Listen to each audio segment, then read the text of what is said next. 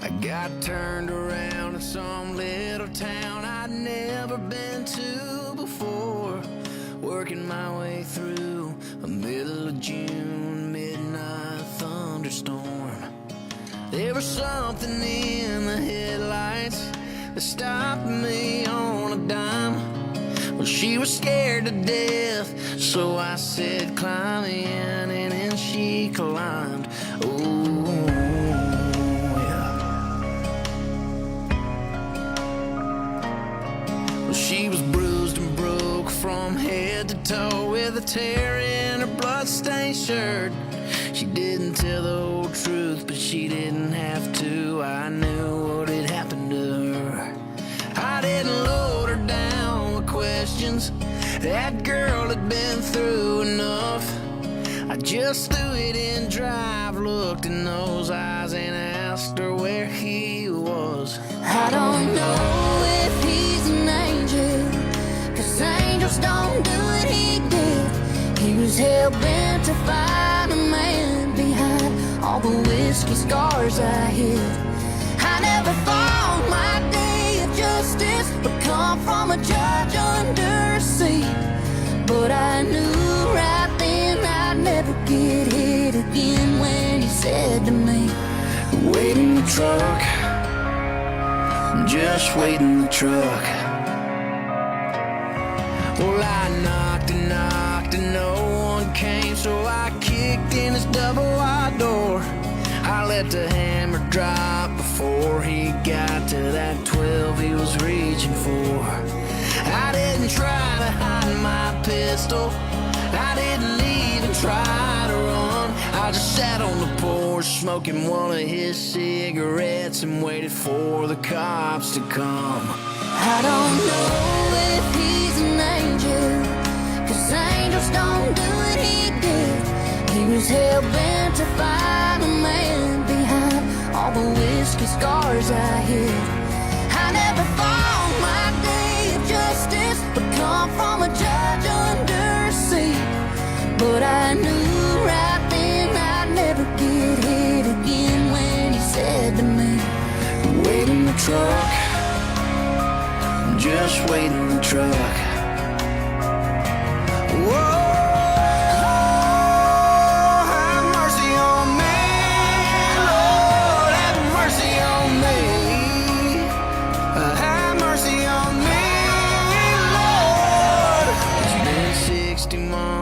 She still comes to see me from time to time.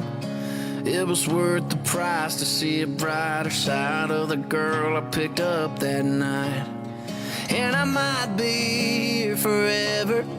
It ain't paradise, that's true, but it's a whole hell of a lot better than the place I sent him to.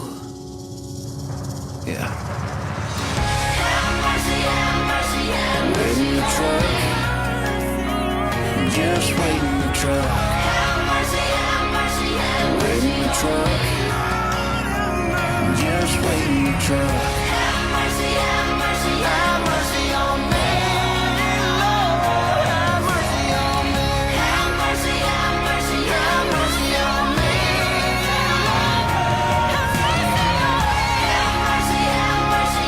wait in the truck. Just wait in the truck. Wait in the truck. Just wait in the truck.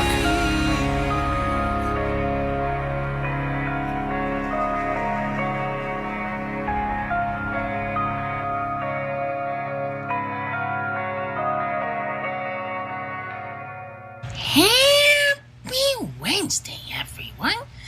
Good morning. I'm here. Wake up. Wake up. Wake up.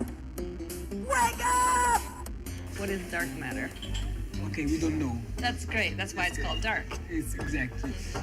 Everyone knows all reputable information comes from random people on the internet. Tell me things, internet. The earth is flat. It's like school in your hand. Dark matter is something we do not know what it is. We believe that dark matter is there, but we have never detected it. Well, whatever afraid of course, is that there is no dark matter out there. There was one? There is no dark matter out there. We need to think really hard, to think really hard, to think really hard, to think really hard.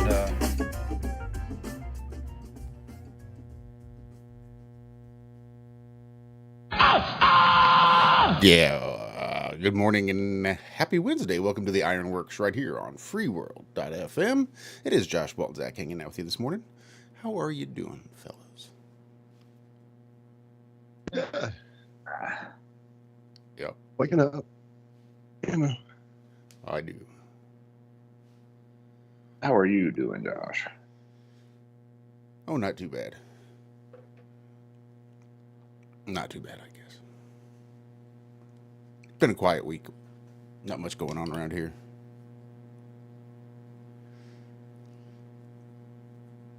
I was taking apart speakers and stuff yesterday, and I was going to make that thing, and I didn't have the plug for the back of the speaker. So I called Commercial Sound and Video, Nathan, because he's a sound and video guy. Figured he might have one of those plugs laying around somewhere. And he said he already built one of these things. And he's going to be up this way in a few weeks, so he's going to bring it up, and I'll tinker with it and get it all fine-tuned and all that kind of good stuff. And yeah, it should be cool. I feel like you may have kind of come in mid-thought. What are you building? Oh, it's got a name, but it's a cymatic plate. Oh, that's where you right. pour the sand, and it shows all the cymatic patterns and whatnot. Right. Yeah. Well, then I want to do the tube that has the fire coming out of the top. And when you put the music into it, it'll show the cymatic pattern of the music in the fire. That's a cool one. But I need a 4-inch metal pipe. 4-inch Wait, I diameter. haven't seen the fire one yet. That's pretty crazy. Link me a video, man. Yeah, I'll send you one. Wasn't there that guy that kept hitting us for using his shit? He did the fire and the electricity and the regular cymatics, and he was jamming out. He was dressed up in like the full chainmail outfit and stuff, standing in the electric field. We used it a few times, and he nailed us with it every single time. Jerk. But yeah, something kind of like that. But I can't find, dude. I went to Lowe's, American Tool, and Ace Hardware, and nobody has a 4-inch pipe. I think I'm gonna have to go to a scrapyard, or I know they have them. I mean, there's 4-inch wells that people drill all the time. You need a 4-inch pipe for that. I don't know. I'll find it somewhere. I just don't want to pay a whole bunch of money. Look at chimney pipes. I did. That's what I did. I went to Home Depot because they said they had chimney pipes there. The closest one that has one, I might have to order one, is like over 50 miles away, dude. Nobody has shit in stock at like all the stores anymore. I guess you're probably not necessarily in the prime area for wood-burning stove and chimney accessories. Yeah, I got to go north for that. Closest one is up in North Carolina. Huh. Other than that, I could only think maybe like drainage pipes, culverts, things like that is the only other things that were popping into mind. Well, if the pipe is going to cost me like $80 at least, I'm just going to buy one that's all put together for $140. Right.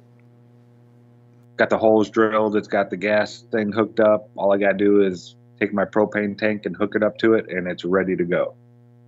It's got the membrane on it. It's got all that kind of stuff. It's a nice aluminum, polished, 3 feet long. It's exactly what I want to build myself for $140. So if the pipe itself is going to cost me $80, it's like I might as well just buy the stupid thing. I don't like buying stuff. I like building it myself to show people that it's possible. It's not, You can go out and do this too. Look, I did it. You can do it too. Hey, Zach, just a little bit of a piece of advice or maybe a suggestion is to go to an actual electrical distributor where electricians primarily go to buy large conduit systems. And Home Depot is probably only going to go up to maybe 2-inch. So if you're looking for something 4-inch, like a EMT or an RMC or an IMC, I can explain all that to you later on. But I would suggest just going to one of those places. And yeah, you're going to have to buy it. But that stuff is very difficult to manufacture. Yeah. So doing it yourself is going to be damn near impossible. Well, I got all the tools to do it. I just need the material. That's the only thing I really need is that 4-inch pipe. And I used to have one back in Indiana that I was saving for something like this. This is going to go in the ground? No. This will lay horizontal with the ground, and it's going to have a rubber membrane on one end, and then the other end will be capped, and I'm going to drill a bunch of holes into it, and I'm going to run propane gas into it and light those on fire, kind of like a gas grill. And then I'm going to, with the rubber membrane, I hook that up to an oscillating, I forget what it's called. But it sends noise frequencies through the tube. And as it does that, the fire coming out the top is going to show the cymatic pattern. Well, I think the material you're looking for then is definitely not what I was just recommending, which is basically galvanized steel. Because as soon as that starts heating up too much, it starts off-putting different types of gases that are not healthy to breathe.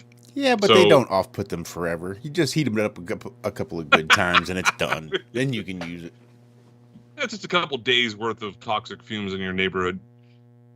But have you ever considered doing something with stone or brick? That's pretty popular. No, it has to be circular. It's got to be like a perfectly circular tube, or else the cymatic patterns don't travel the same. If that makes sense. Because I was looking. Yeah, but you can do circular, but yeah, brick is definitely not going to have the same type of cymatic reverberation, if you want to call it that. Yeah, that's what you're looking for. That nice, perfect circular shaft that when you send it down there, it's not going to be bumping into things and hitting off stuff. It's going to keep its waveform function. Well, I would say a big copper tube, ideally, but that would be super fucking expensive. Yeah, that's the thing. Yeah, that would be like $700 or $800 easy. Assembled and everything, all the stuff, gizmos and gadgets are in there for $140. But like I said, I like to build this stuff myself. But if I'm gonna have to pay $80 or more for just the tube, I might as well go buy the nice shiny aluminum one that's polished and If you're looking for an investor, you just let me know. I'm down for that kind of stuff. You just got to keep me up to date with what it is, and maybe we can start talking to Elon Musk or something. We can get this onto the ISS or something. Now this is real science, Andrew. They don't wizards. Did you hear what the head of NASA said? No. Oh no. What did he say? His latest quote. He called him it twice. I'll quote exactly what he said. This guy's an idiot. He was a lawyer that ended up becoming an astronaut. Best of the best. Yeah, the lawyers, right?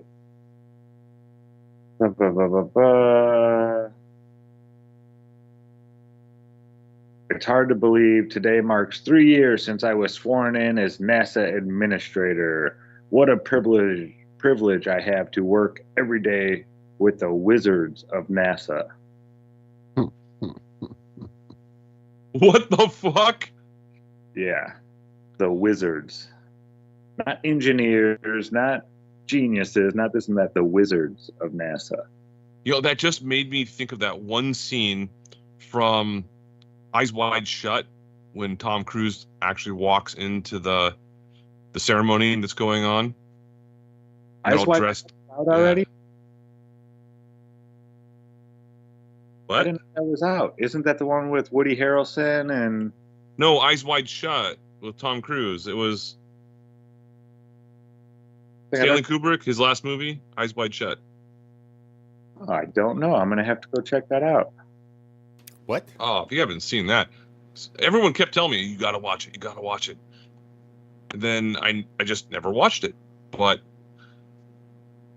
it's definitely part of the reason why I'm pretty sure he was killed. I'm sorry. He committed suicide. Right. So, Andrew, you were kidnapped? I was, unfortunately, yeah, by the globalists. They got me again today for 13 hours, and I just escaped.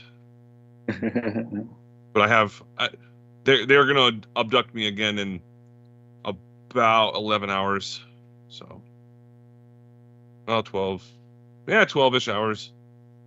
They're gonna get me, and they always take me to that magical spaceship where everything is perfect.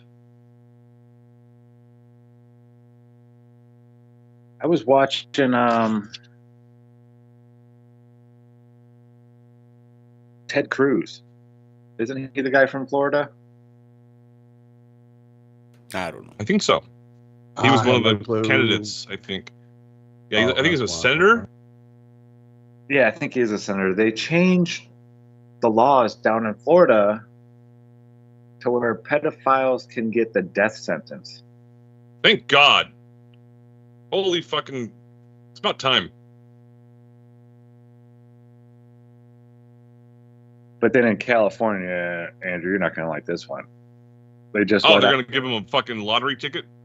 No, they just let out 7,000 pedophiles because from overcrowding of prisons, all of them that were not even a year into their sentence and their victims were under 14. Yeah, there is a fine line when it comes to that kind of thing because a lot of states actually have the age of consent very low. And I was considering adding that into my trivia questions, but I was like, nah, that's too fucking weird. But at least we can talk about it and say, like Alabama, age of consent is like 16.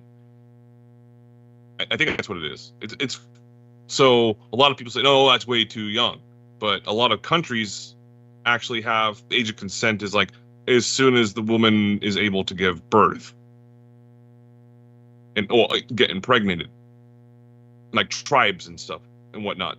Germany was like 13 or 14. Yeah, that's about as early as a young girl can get pregnant. But in the United States, that's completely against the law, and I'm for it. I mean, I honestly think that women should not be sexualized until they're aware of what they're actually doing. Then 14 sexualize way the hell too out mature. of them. What?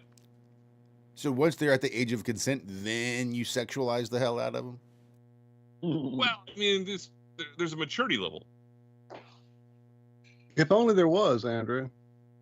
Yeah, I can't, I see an 18-year-old and it looks like a little girl to me. That's still not a woman to me. It's weird. As I got older, when I was younger, 18, I was like, wow, she's beautiful. Look at her. And now I see a young girl and it's like, ew, that just feels wrong. Even though she's of legal age and all that kind of stuff, it still just feels creepy and weird to me. Just because she's 18 doesn't make it okay for me, I guess. I don't know. It's weird. I guess it's not weird. I guess it's... Yeah, but going back to what you were saying in regards to them letting these pedophiles out, and I know two people that were, one was a very close friend, and the other one was the husband of my cousin, my older cousin, who basically raped her daughter, and he got sent to San Quentin for, 22 years. He pled guilty and everything. He's like, yeah, I fucking did that. And yeah, gets it. Sorry, Andrew. Yeah, and I just wish he wasn't in San Quentin and just taken off into the Pacific Ocean by the Farallon Islands and just dropped off somewhere, like in the ocean. For me, Most likely what happened to him in prison is a lot worse, though. yeah. San Quentin's Pedophiles pretty don't fucking get bad. far. It's very, very isolated. And they find out. It's a really old school, hardcore prison. Yeah, like the prisoners don't put up with child predators. If they find out you're a child predator, you're gonna have a bad time in there. They will find out. It's just a matter of time. Probably not gonna last very long. If they find out and you're in general population, you're probably gonna get stabbed. Like, they usually don't put people like that in gen pop at all. They'll be in like where they put the police officers and stuff like that in a different part. Yeah, it's protective custody. It's like it's where they put a lot of trannies, even though that's not really a thing. People like super weirdos, like Jeffrey Dahmer or shit like that. Yeah, they put them in special areas. And he even got caught in his little special area. The guy got Dahmer. Yeah, the story behind it actually. Oh, let's not fucking get into this. I'm sorry. If you guys actually want to know what happened to him, I'll just fucking tell you. He was making very rude comments towards someone, and while they were like on like cleanup duty in the recreation area, like by the gym and the weights, the dude that was already on fucking a life sentence, like this big old fucking black dude, basically just caved his fucking head in with a weight or a barbell or something. Yeah. And that's what, Jeffrey Dahmer, that was his fate. Yeah, that's too dark for this time of the day. Prison justice, man. It's a real thing. No, Well, Louisiana currently has a bill that has been passed but not signed for medical castration, surgical castration for child sex offenders. Yeah, it just. Oh, right it's on. Just cut their dick off entirely. Just fucking. I don't know. I don't know exactly how that works. I'm not a doctor, nor do I give medical advice, but I do see that story. Now, I would like to read that story to you, but apparently I have to pay for it, and I won't be doing that. Now, see, they're about halfway there. Now you take those people and you put them on an island somewhere, and they're just never allowed back in society. I would be willing to give tax money to pay for, boats to monitor the island or whatnot to make sure that because the way I look at it like I look at the elite. I don't want to say it's not their fault. Of course, they have the right to choose and they have free will and this and that, and they did something wrong and they need to be punished.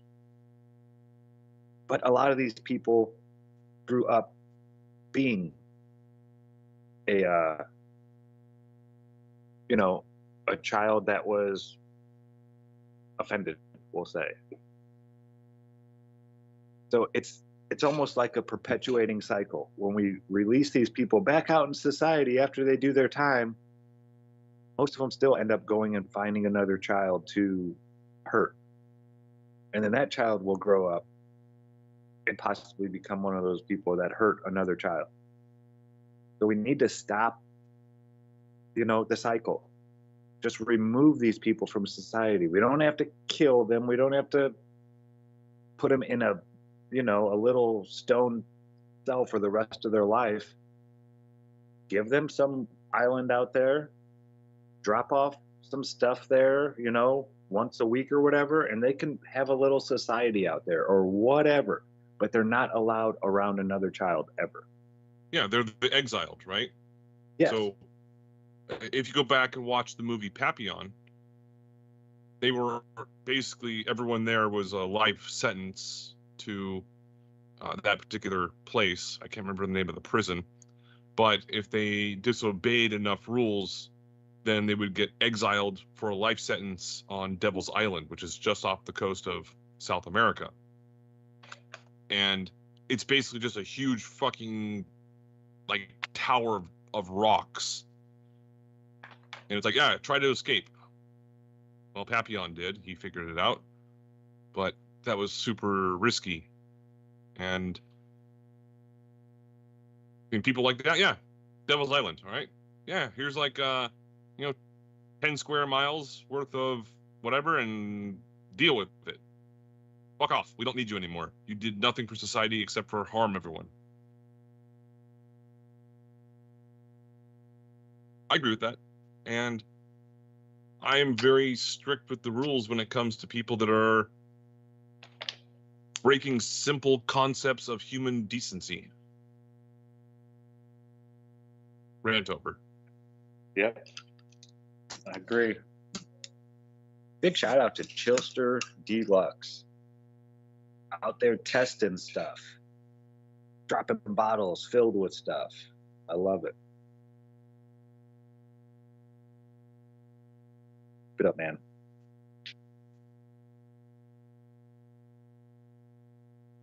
Oh, man, that went by quick. We are already almost to the first break, and I feel like we just started 5 minutes ago. I know, right? Yeah, it did go by quick. I've actually got a topic to bring up. So before, go ahead, Andrew. Oh, well, not right now, but after the next break. So I'll give you guys all your time because I actually need to learn how to phrase this properly. Cool, Dale. This won't take but a second. Monday. Right? Monday? Yeah. So Monday, ended the show. And hung out a little bit after. Ran to do a few things I needed to in town before Michelle was heading to work. By the time she was leaving out the door, someone knocked on the door. My landlord, who had arrived to finally, after a month and a half of me telling him, look into my roof, which had been leaking. This is the roof they had already repaired a few years ago, so I figured it was probably just like a screw hole or a nail hole or whatever needed to be puttied. So they were here to do it, which usually takes, a long time, but I wasn't expecting them, so it just kind of threw me. So they got here, and they started doing that. Well, I also had some floor issues that they needed to address while they were here. So they measured and figured out what they would need to get, and they took off to go get it. Now, I knew once they pulled the floor, leaving this big opening that they were going to be working through, I would have the problems of my cats trying to either get in or out or whatever, depending on where they were.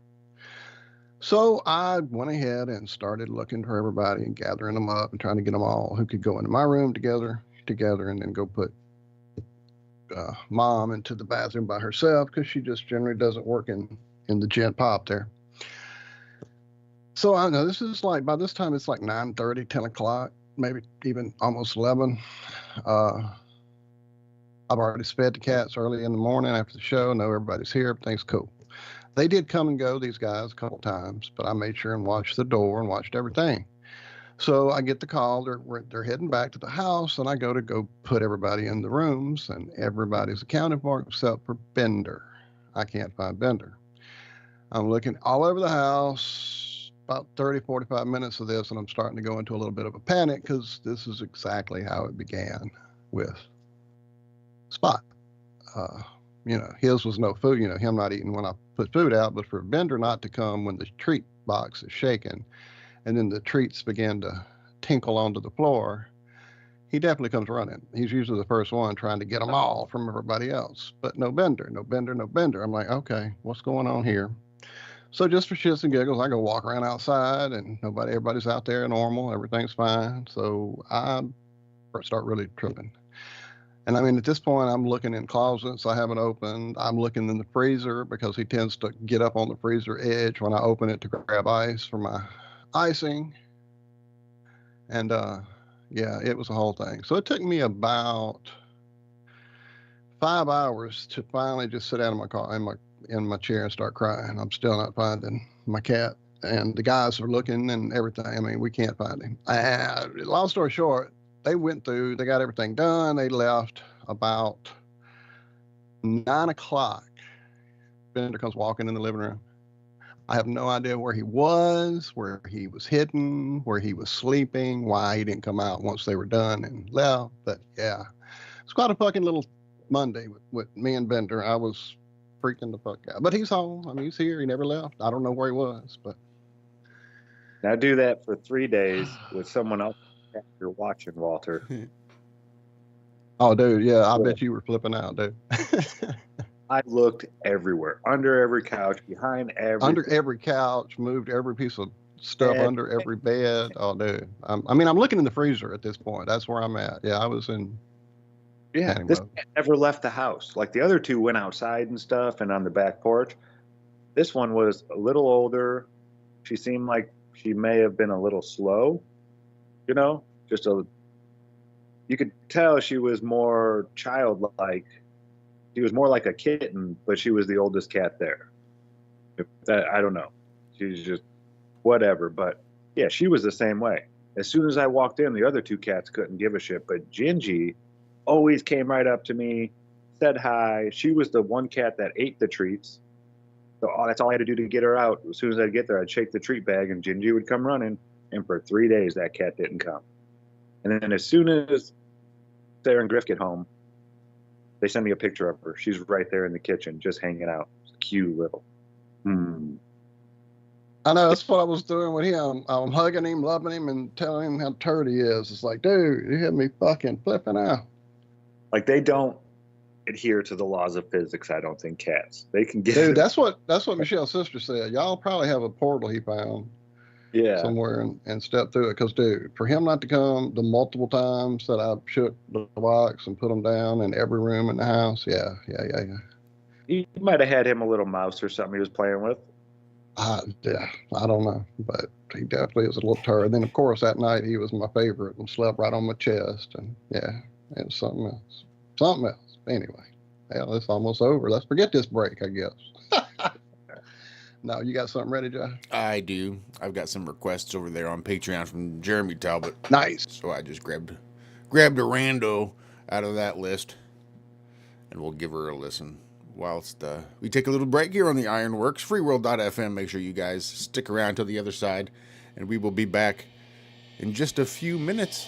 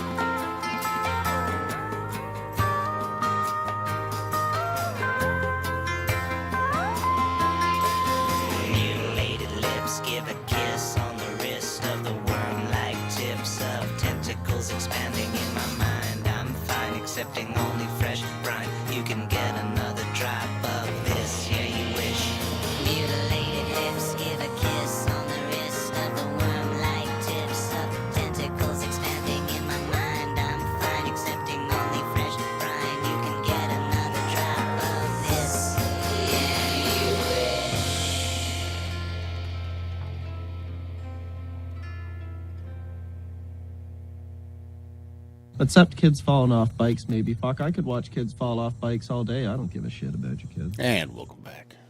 Second half of the first half of the IRONWORX. Kick it off right now.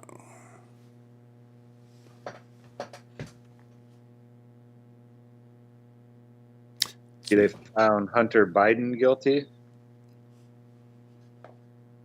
Mm-hmm. Few felonies, first time ever. We've had all kinds of firsts this year, haven't we? First president to ever be charged with a felony. Convicted. First president's offspring to be charged. Yeah, and convicted of felonies. What do you think the odds are that he's going to just have all of those charges completely dismissed? I'm guessing in the 80 percentile range or more. Claims he's not going to. Because Hunter, they're saying he could be doing time for this. Oh, like a Jeffrey Epstein kind of situation? No, I don't think they'd kill him. He's not that just important. He's just a crackhead. I don't think he's got a whole lot of dirt on really powerful people. He's got dirt on his dad and the family and stuff like that. But does anybody really think Joe Biden's going to be the next president? Do you think anybody's worried about that? No, I don't think so. He can't go like more than a half a day without shitting his pants on camera. So no, I don't think so. That's what I'm saying. I heard they're shifting odds in Vegas. What was that, Josh? Sorry. I said I heard they're shifting odds in Vegas, which is pretty telling, in my opinion, as to whether or not Joe Biden's going to actually even make it to be the nominee.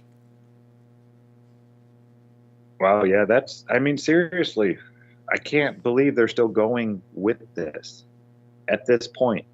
Like, even 3-4 months ago, before they did the primary and all that kind of crap. It's like, you're not running anybody against Joe? Like, here's some other people in our Democratic, party that could be president. Maybe we should. No, you're all just going to back Sleepy Joe, the guy who can't talk and has like a 32% approval rating or something like that. Lowest since Nixon. This is the one you're backing right now, really? So yeah, I don't doubt that, Andrew, that we might not even see him be the presidential nominee by the time it gets there. I think I put out like $100 bet to anyone that thinks I'm wrong, but I don't think he's gonna even make it there. Still, if I'm wrong, someone bet me otherwise. And yeah, I think he's just gonna be found incompetent. I mean, how old is he right now? Like 86 or something? Like the oldest president in history? Yeah, he's up there. 84 maybe right now. He's just a puppet. They just give him some meth in the morning, and they say, "All right, well, here's your diapers, and make sure you're use a little lint cloth on your suit, and then walk out on stage, guy. Have a fun time." It's kind of sad. I think it's a little bit of elder abuse, in my opinion. Yeah. So it's saying Tesla has been sending more communications than ever in the past few months. And they're almost entirely in vain of Elon is the greatest CEO of all time, and Tesla would have done very little without him. Well, yeah, when you find out that Elon's reading all of your emails and then going around and firing all the people making fun of him and saying stuff about him, yeah, probably all the emails in the company are going to say good things about Elon after that. And how many of those were from Elon? Exactly. That's what he does the whole day. Just sends out emails about how great he is. I had this one fart and it smelled so good. You think any of them are like that? I doubt it. I don't know. Elon's pretty weird. Where do I fart so it sounds like I farted into the microphone?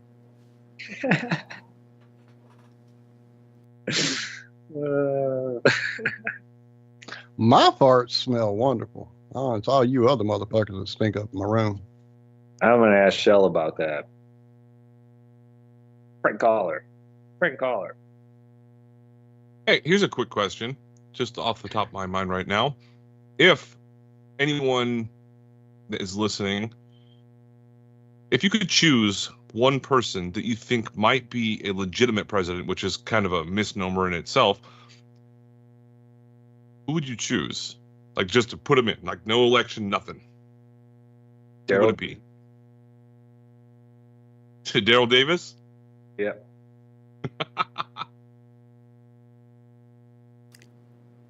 So, I just need to clarify a couple things. Objection, Your Honor. Point of clarification. Is this the president that I want other people to have? Like, it's not necessarily a thing for me, right? I don't vote because no matter who's up there, it ain't my president. I don't give a fuck what he does. Thank you. Don't give two shits. All he's going to do is fuck my life up more. I mean, there's not much I can do about it. So basically, it's a hypothetical. Right? So am I hypothetically voting for everybody else's president? Like, here's what I want you motherfuckers to do, and here's the motherfucker I want to make you do it. Yeah? That's what we're talking about? This is the guy I want to force. Random homeless guy, personally. That's what I would do. Like, hey, this is the guy I want to force the rest of the country to do things. This guy right here. I mean, because I'm not going to pay any attention to it regardless. So it's only the people that vote and give a shit. Is that what you're asking me? Who do I want to rule over those people? Or are you asking me who would I like to rule over me? Yeah, it's a broad question, I suppose. I don't vote either. It's pointless. I'd rather just Josh, wash dishes or something. But Josh is getting into it.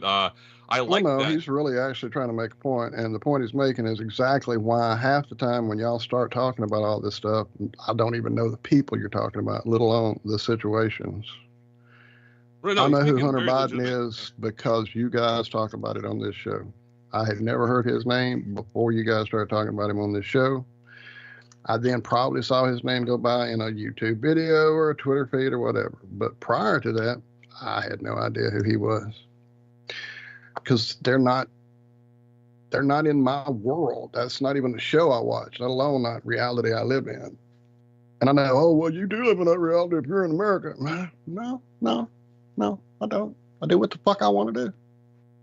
When somebody tries to interfere with that, then we'll work on that at that point. But right now, I don't play that game. I don't watch that show. I don't even think energy in the direction of that stuff enough to know or care who they are, why they're in trials, or what the fuck ever. It just is otherwisely just I have more energy. I have other needs to spend my energy on than those things. It is a fun The energy that is still being spent on those things is why those things are still being whatever. Yeah. I don't know. I'm just ranting at this point. This broke me years ago when I learned this, when Rob told us this, that in Australia, you have to vote. You get penalized. Yeah, they fine you if you don't. It's forced participation. Right? How many Mouses do they get? I'm sorry? How many Mickey Mouse's votes for Mickey Mouse do they get? I'd be real curious. And it just seems like a real easy way to have your government taken right away from you. Well, you made us vote. I mean, yeah. What do you want to do when Regina Gilby goes in and now she's president of Australia? So let's say there's 6 people on the voting poll thingy, and you bring a 6-sided dice in there, and you just kind of like throw it across the room, and you say, "Oh, you have a sheet of paper that already says whoever it lands on for like number 4, that's who I'm voting for." I mean, is that legal, or do you have to actually give like an opinion about it? I'm sure that's legal. I don't think you've got to justify your vote. I think you just need to cast a vote. No, here in the United States, it's so pathetic. It's like, oh, I'm going to vote for this person because the color of the skin, or because I'll get free shit. They're either going to allow me to keep my free shit, or they're going to give me more free shit than I'm getting right now. Never heard the person speak. Don't know what. Half of them don't even know that stuff, though. That's what drives me nuts, Josh. They've never heard the person talk or anything like that. They heard a name. Their parents are voting for them, or their friends are voting for them, or this or that. When it comes to free shit, the word gets around. Who's giving out free shit or who's taking away free shit? Obama phone. I got 9 Obama phones. Hey, well, if you guys have some time and you actually want to make some good money, I did this one time for 1 year. It was during the election cycle, and I was asking one of those guys outside of a grocery store, like, oh, how do you get this job? And when they're asking for like petitions, like signatures and stuff based on certain issues that need to get onto the ballot. It's, oh, here, let me give you the number. So I called up the number, and she said, yeah, come on down. And it was at a pizza place, ironically enough. She was just sitting in there with a clipboard and all kinds of stuff. And she's like, oh, yeah, okay, here you go. Here's the petitions, like plenty of copies. And she said, go out to wherever you want, grocery stores, universities, or just walk around the street and ask people to sign it. And that was it. And every single signature had to have a phone number and an address associated with their name. And based on the particular situation they were signing for, I would get a certain amount of money. And I think like $3 per signature was like the maximum. Some of them were like 25 cents. And that was based upon how much the people that were willing to put into that petition, like a third party essentially, were willing to pay per signature to get it on the ballot and then voted for.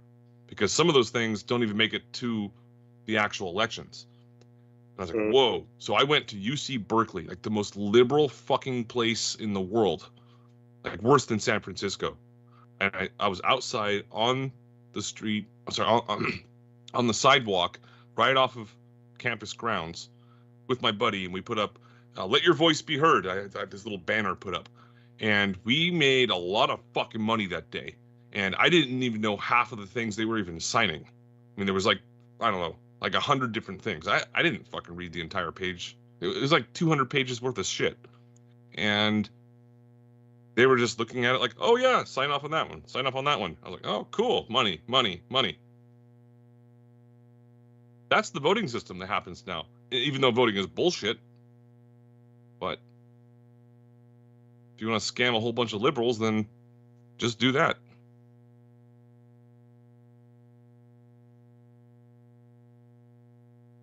So would you do this job?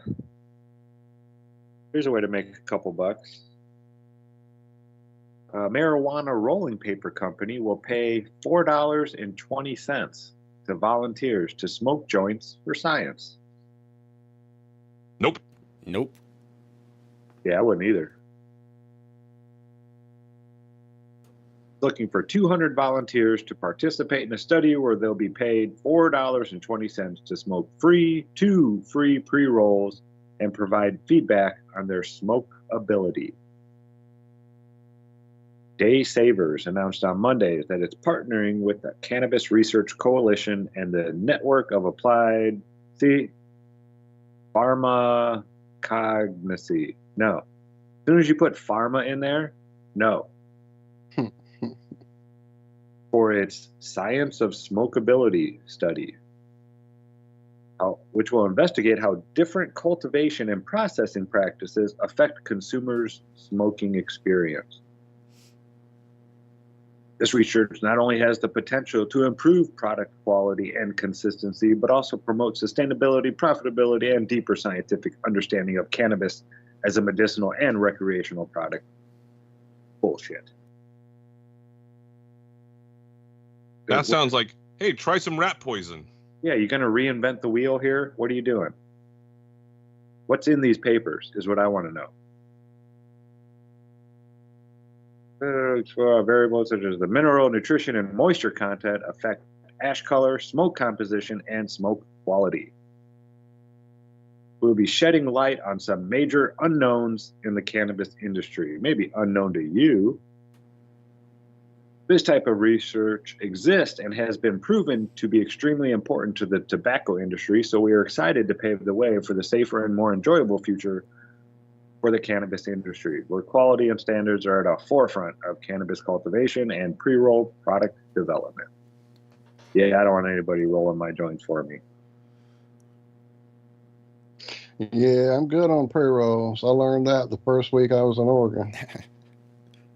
I like they were sugar handing them leaves. out free with whatever I was really buying. It's like, well, if they're just handing them out at the door, that's most likely scraps from the bottom of a jar, maybe even floor sweepings.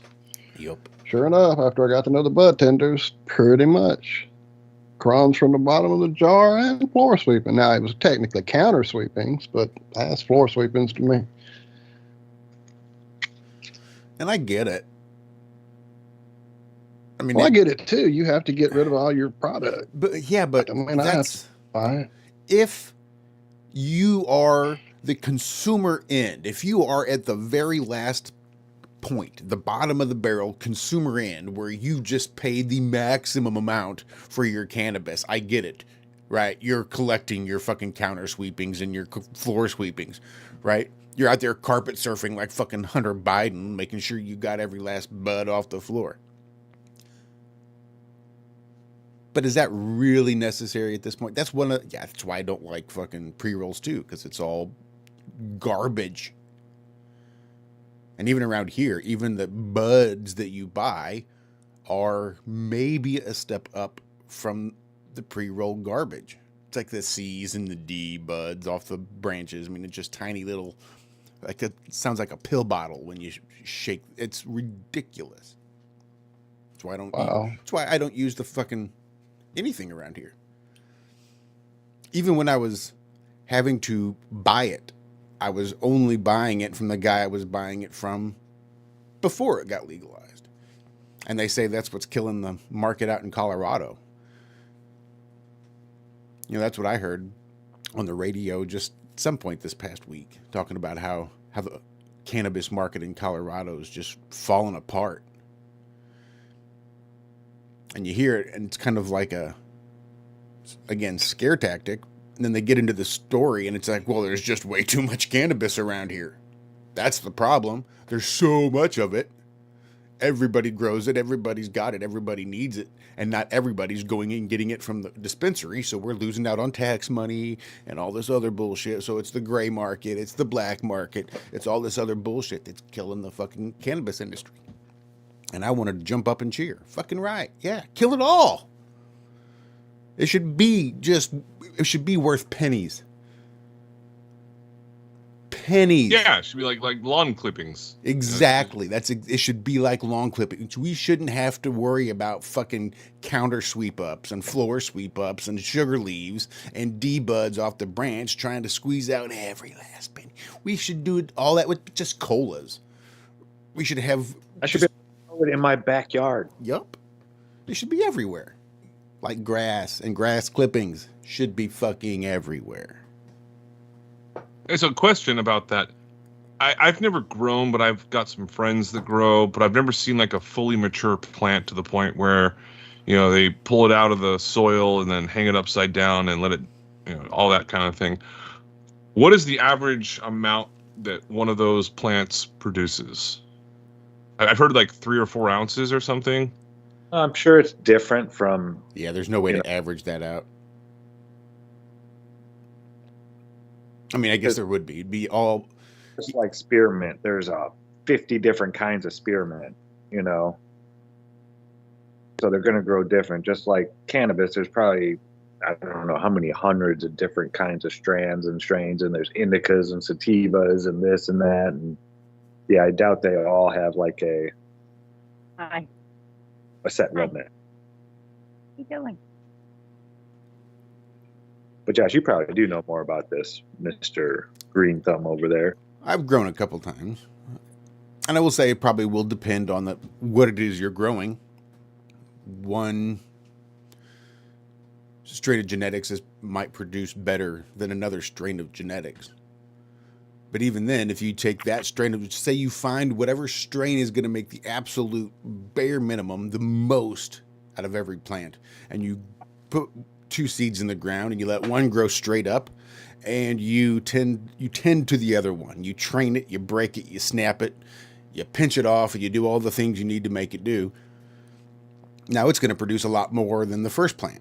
So the first plant may produce 3 or 4 ounces, but the other plant that you've tended to this whole time is going to produce 1.5 pounds, just because you've got so much extra tops to be able to produce extra.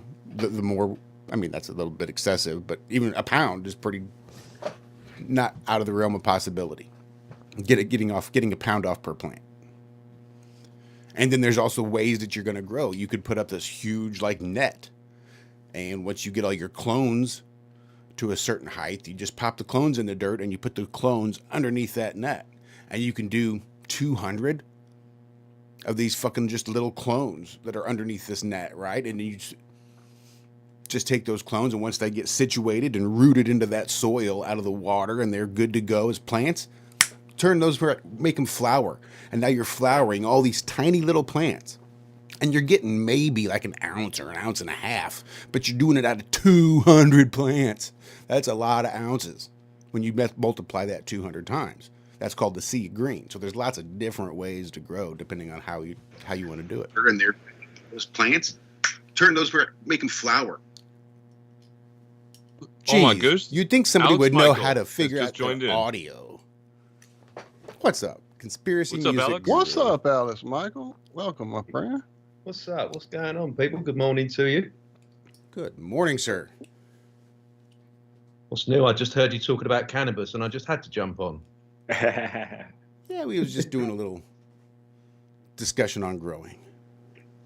Yeah, man, my plants are thriving over here. Do you know what? I'm actually gravitating more towards the CBD strains at the moment. I found that the THC stuff, I mean, they're ramping up the THC content in seeds and weed just generally. I don't know if there's an agenda behind that, but I've found that smoking THC that really fucks me up quite a lot. And I found that the CBD strains that have no THC or just trace elements of THC, but predominantly they're really high in CBD, that can give you a really lovely feeling. And when you condense that down to CBD oil, you're talking about real proper CBD oil, not the stuff you get from the body shop, right? The real McCoy. So I'm sort of gravitating towards them at the moment. But I've been actually heading my plants as well. So when they grow about 12 inches tall, then you sort of break the head off, and then 2 will grow back. And when those 2 grow back, you break the head, and then 4 will grow back. So you're getting 4 colas at the top, and you can go to 8, and even the side little stalks that come out, you head them as well, and they turn. So you can double up the yield if you know what you're doing. Yep, that was all stuff I was experimenting with when I started too. Yeah, it's a lot of fun. You can we call it topping, where you try to take the one and split it. That's it, yeah, topping, yeah. There's another term called a fem, and it's when you try to top it and you take it and you pinch it off and you try to get it and you miss it and you're like, oh fuck, I missed. And that instead of it growing into 2, now it turns into 3. You can get 3, 4, 5 tops out of these fems if you can learn how to fem it. Fuck, I missed, and improperly top it.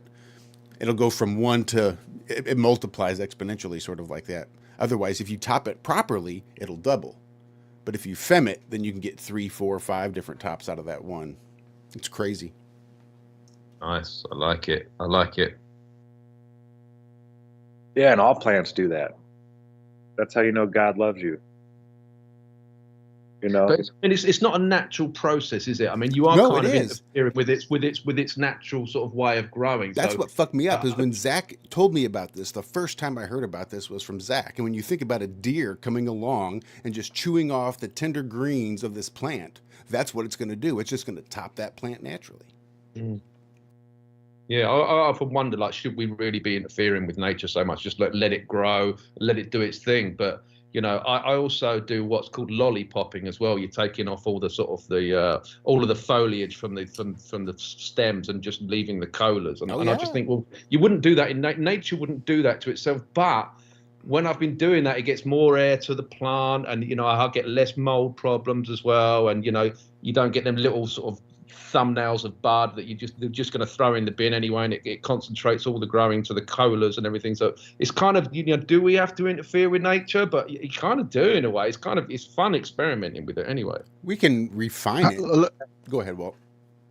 Well, I was going to say it's almost break time, because I was about to go off into a whole other area about growing, more of a question, but yeah, it's already 5. I just looked. So why don't we take that break, and I will hold that bookmark, because I definitely have a question about light and some things I had read years ago. I've not played around except maybe a couple of times, but yeah, I want to get into it for sure. But it would definitely be another 30, 45-minute conversation. So if we're going to break, let's do it. Let's do it. We'll do it right now then.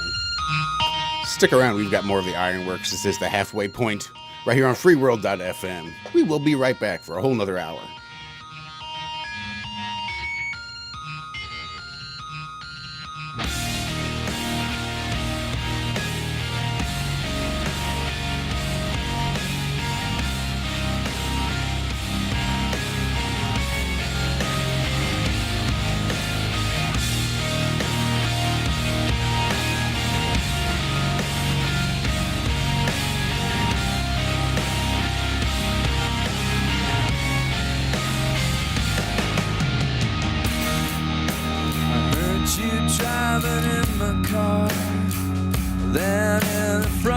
Bar.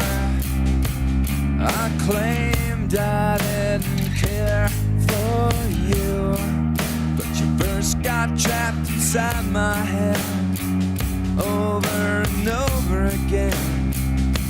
You played yourself to death in me.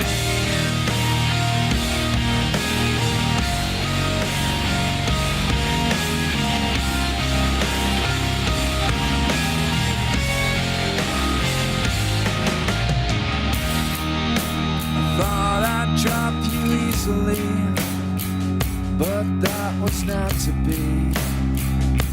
You burrowed like a summer tick, so you invade my sleep and confuse my dreams.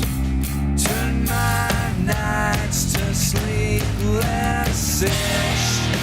Stuck on you till the end of time.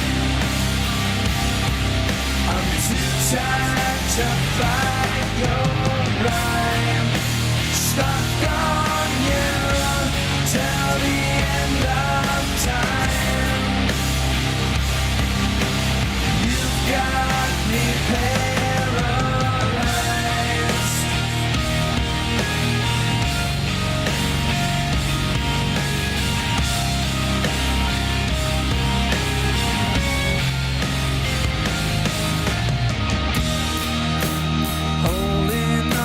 Telephone, I hear your mid-range moan.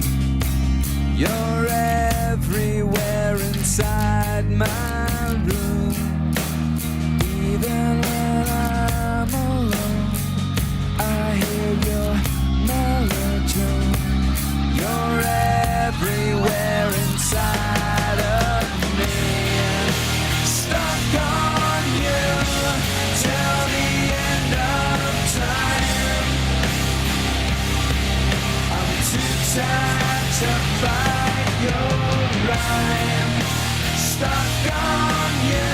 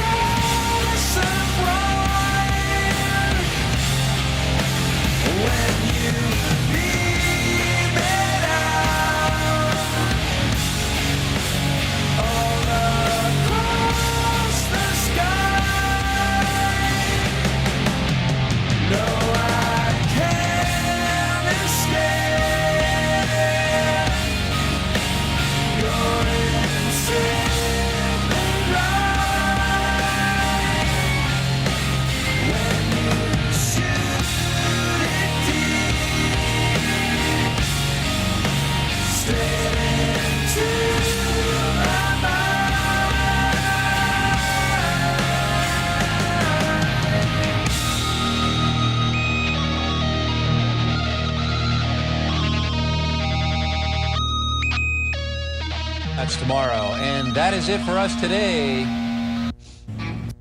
Okay, I don't know. Whatever it is, it's not right on the teleprompter. I don't know what that is. I've never seen that. No, there it is. We are going to do Sting, yeah. Okay, but now I can't read it. There's no words on it. Okay. Ready? Sure. There's no words there. To play us out. What does that mean? To play us out. Sting is going to do. It's a video. Sting video. What is for credits? I don't know what that means. To play us out. What does that mean? To end the show? Yeah. Yeah. All right, go. In 5, 4, 3. That's tomorrow, and that is it. Okay. In 5, 4, 3. That's tomorrow, and that is it for us today. And we will leave you with a. I can't do it. Okay. We'll do it live. Okay. No. We'll do it live. Fuck it. Do it live. I'll write it, and we'll do it live. Right. Fucking thing sucks. Good morning. I'm here. Wake up. Wake up. Wake up. Wake up! What is dark matter? Okay, we don't know. That's great. That's why it's called dark. It's exactly. Everyone knows all reputable information comes from random people on the internet. Tell me things, internet. The Earth is flat. It's like school in your hand. Okay, dark matter is something we do not know what it is. We believe the dark matter is there, but we have never detected it. Well, what I'm afraid of course, is that there is no dark matter out there. There was one? There is no dark matter out there. We need to think really hard. And welcome back. First half of the second half of the Ironworks kicking off right now. We were having a little discussion on the cultivation. Yeah, indeed. Yes, indeed. So years and years ago, I used to read High Times on a regular basis. At one point, I even had a subscription. Now, this was like late 80s, early 90s. The freedom fighters were really big out in like somewhere on the East Coast, damn it. One of the college places. Damn, my brain is lost now. Anyway, so this was like that era. And there was a lot of like new things they were talking about in the growing world. There was this guy named Jorge Cervantes, and his whole thing was this sea of green approach. But then there were these other dudes that were talking about the lighting and how the I don't know enough about it, but something about the node distances and how those upper ones get more light than the lower ones in nature. So to alleviate that, these guys or this guy did a, they're the guys who eventually came up with that thing that was called the photodrome. So it had light coming in at all angles, at all sides. And it was supposed to be this whole thing where like every plant, basically, I mean, every node, every plant in became as good as the cola, allegedly, because of the amount of light it could get versus what happened in nature. So is that a thing you guys have messed with? Is that what all these reflecting things inside the tents are about and all that? A lot of the reflecting things, I think, is just trying to maximize the output from less expensive or less efficient lights. Lighting is a really complicated, can get seriously complicated and super in-depth when you start mapping out your lights into your grow area and how it is you're going to utilize them. Some people use side lighting. I don't know a lot of like growers that actually do. That gets really expensive though on the old electricity builder. It does. Even with LEDs, it gets a little expensive. Yeah. And just the way the plant grows, I don't think you can get a D bud at the very bottom of the branch to produce the size of a bud that you will at the cola. No matter how much light you put on it, it's still only going to be one of those tiny D buds, just based on the rate of growth. the cola is going to have a lot more time to have grown and developed. To do its thing. And that's just, yeah. And that's kind of what I thought. Well, the way they talked about it in this, like, they had a long article about it, and then every time, like, the product would be in an ad, they would have lengthy descriptions about how it all did its thing. And it was kind of this idea of, rather than growing an awesome plant, getting that top for yourself, and then dispersing the rest of it, it was the idea of this just continually accessing and harvesting from one plant. And kind of, again, that old idea of the every bud you picked off of it would be pretty equal, in that it never had that long-term upper area outdoing the rest, like you're talking about, like, so it was just supposed to basically have equal growth in every direction, essentially. Now, this has been, like I said, 90s. And at one point early on, one of the local glass houses, places you could get pieces, that kind of stuff, had a thing over in the corner that very much reminded me of the images I used to see in those ads for the Phototron. And they weren't growing things like that in it. They were growing like, I think they had tomatoes actually growing in it. And it was pretty crazy the way the plant was spread out rather than going up. I don't know. I don't know. Again, I never played with one. I never messed with one. But that idea of continuously harvesting from it and never actually killing it off, is that a thing that works, or does that not work in the long term? I don't think it works in the long term. I've never tried continuously harvesting off a plant that was in flower stage already. I know you can do it if you keep it into the vegetative growth.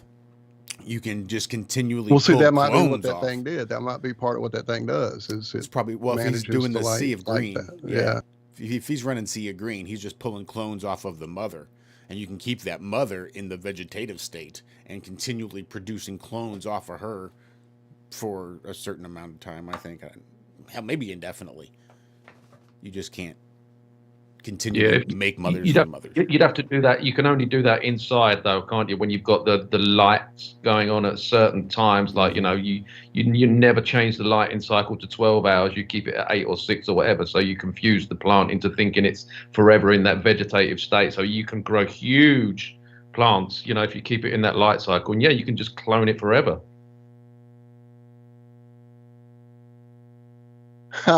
Just for shits and giggles, I went to see if they're still around. There's one from the 80s on eBay for like $585. So yeah, I'm guessing they're not available anymore.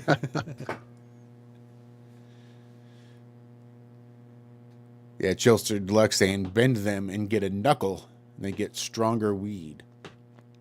And there is. I remember stuff about that too. That bending it and getting that little knuckle, and then something about having the fans be extra super high fans because it gives them that resistance to the wind, and that makes them produce more. So that gives it more of a THC. All this crap back in the day you would read about. Again, I haven't tried any of it, so I'm just reading about it. Yeah, there's a lot to it about almost chiropractoring your plants and taking the stalks and the stems and bending them until they pop and crack, and you're basically destroying the insides of that plant inside the outer bark. And then as that plant is going to heal, it's going to basically make it bigger and stronger, so it ends up looking like it's a knuckle on that plant because now it's been reinforced, and it's going to be able to support bigger, heavier growth from that knuckle on. And then the energy that the plant needs to send to that knuckle will then kind of go on, and it continues to make the colas bigger because of the increased energy draw. Yeah, but isn't that kind of like your mother and your father breaking your arms and legs going, it's okay because they'll grow back? There is, it gets tricky. And that's where it gets a little bit tricky, especially with this. You'll be stronger, baby. It's okay. You're so freaking strong. It's okay. It's for your own good. Right. What doesn't kill you makes you stronger, Stephen Hawking. Okay, in regards to the horticultural situation that's being discussed right now, I don't know exactly. I know this might sound stupid, but I think I know the answer. Anyways, why do people, like professional growers that I know, when it becomes mature and they're budding and all that kind of stuff, when it gets to that certain point, they'll rip all the entire plant out, roots and all, and then hang them upside down and never regrow it. Like, don't just clip off like an orange tree. Like, you don't just rip the orange tree out of the ground. So why do they do that with buds?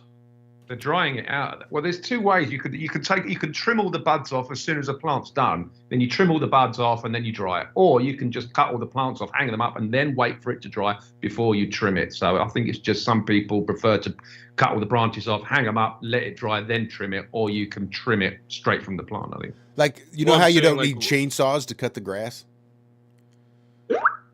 because grass is not a tree. Okay, but cannabis is not a tree. Cannabis is not a tree. The analogy of like an orange tree or a lemon tree or right. Whatever else. Cannabis is not a tree either. Okay, so it's like asparagus. It's like it grows once and that's it.